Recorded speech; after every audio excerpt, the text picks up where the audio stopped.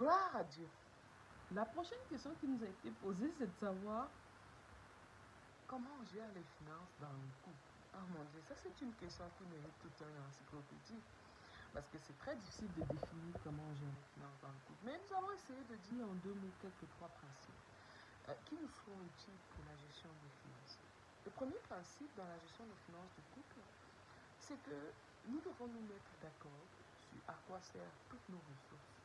Quand je parle de toutes nos ressources, nous parlons du temps, nous parlons de nos biens, nous parlons de nos possessions, nous parlons également de nos finances. En tant que couple de croyants, avons-nous un engagement avec Christ pour l'utilisation de nos ressources? C'est une bonne exercice de dire ensemble, de prendre des moments ensemble pour se consacrer et consacrer nos ressources. Parce que quand on parvient à ce niveau de consécration et de don à Dieu, de soi et de ses ressources, les finances en font partie. Gloire à Dieu. Le deuxième principe que je voudrais dire, c'est que maintenant dans la gestion des ressources quotidiennes, comment est-ce qu'on le fait? Les principes sont assez simples. On doit pouvoir ensemble définir où vont nos ressources. La Bible déclare que là où sera ton trésor, là aussi sera ton cœur. Tu dois pouvoir définir où est-ce que tu veux que ton cœur aille. Et en tant que couple, c'est une bataille, mais il faut la gagner. De travailler à définir ensemble où vont nos ressources, y compris notre argent.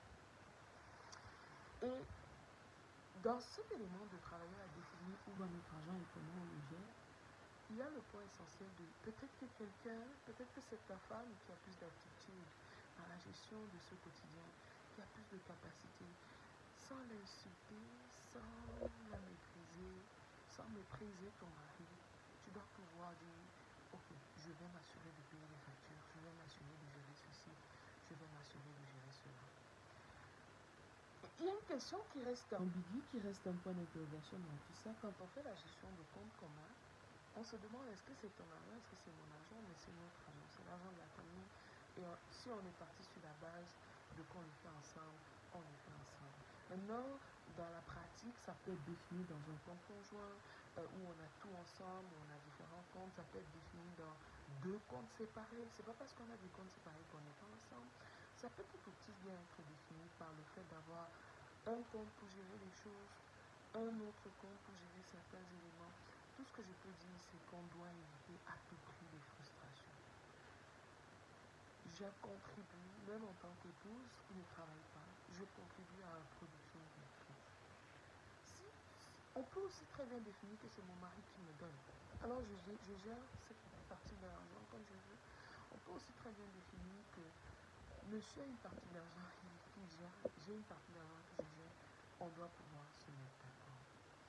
À la fin de la journée, Dieu demandera des comptes à chacun individuellement. Et si on n'est pas en accord sur ce qu'on fait, il va falloir trouver une solution. Il va falloir soit que l'un gère, soit que chacun gère ses fonds ensemble. Ce n'est pas un drame. C'est juste moins intéressant, mais ce n'est pas un drame. Si tu gères ton argent, je gère mon argent et on se met d'accord sur les éléments communs. À la fin de la journée, l'homme est le chef de la maison. Il devrait pouvoir également avoir un mot de la direction de Dieu, n'est-ce pas, dans la façon dont on établit et on met nos ressources ensemble. Ça peut sembler tout confus, mais peut-être le troisième élément sur lequel je voudrais insister, c'est que dans le principe, on est supposé, n'est-ce pas, travailler pour le bien de l'un et l'autre. Dans le principe, ce n'est pas nos idoles qui doivent gérer notre argent.